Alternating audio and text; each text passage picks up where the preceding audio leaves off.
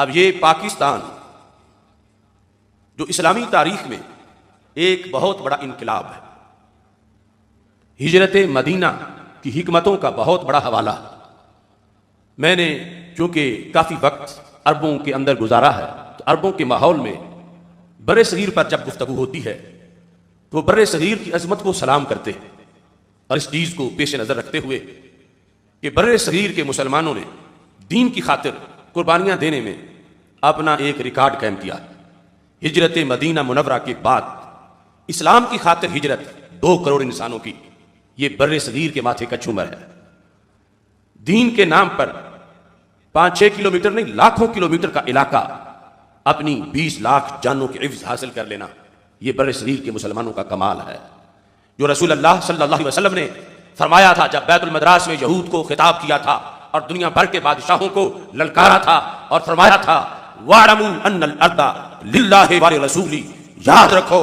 یہ زمین خدا کی ہے اور خدا کے مصطفیٰ کی ہے صلی اللہ علیہ وسلم۔ یہ جو فلسفہ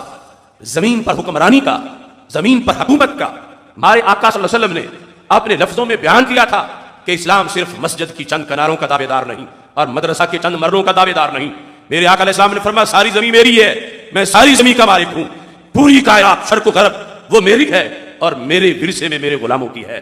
بر صغیر کے مسلمانوں نے رسول اللہ صلی اللہ علیہ وسلم کی شریعت کے اس پہلو پر عملاً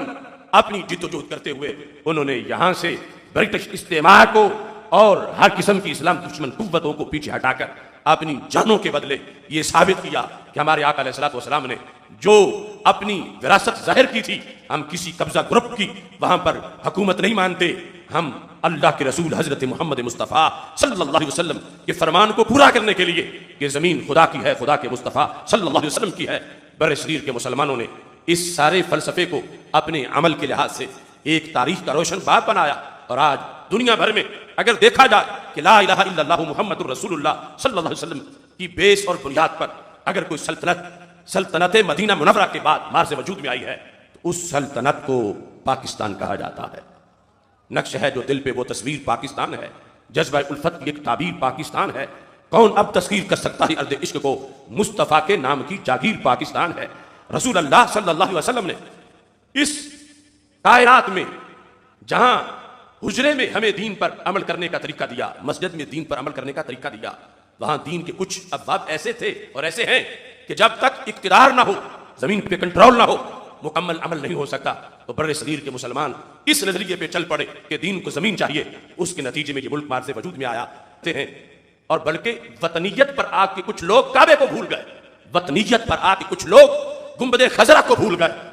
اور وطن سے پیار، محلے سے پیار، اپنے گاؤں سے پیار تو ہر کوئی کرتا ہے۔ رب کعبہ کی قسم، ہمیں جو اس ملک سے پیار ہے اس کا سبب یہ نہیں کہ ہم اس میں پیدا ہوئے، اس کا سبب یہ نہیں کہ ہمارے باپ دادا کی زمینیں اس میں ہیں، اس کی وجہ یہ نہیں کہ ہمارے کاروبار اور ہماری فیکٹریاں اس میں ہیں۔ ہم جو پاکستان سے پیار کرتے ہیں اس کا سبب یہ ہے کہ اس کا نظریہ وہ ہے جو سرور کائنات حضرت محمد مصطفیٰ صلی اللہ علیہ وسلم نے فاران کی چوٹی پہ کھڑے ہو کے بیان فرمایا تھا۔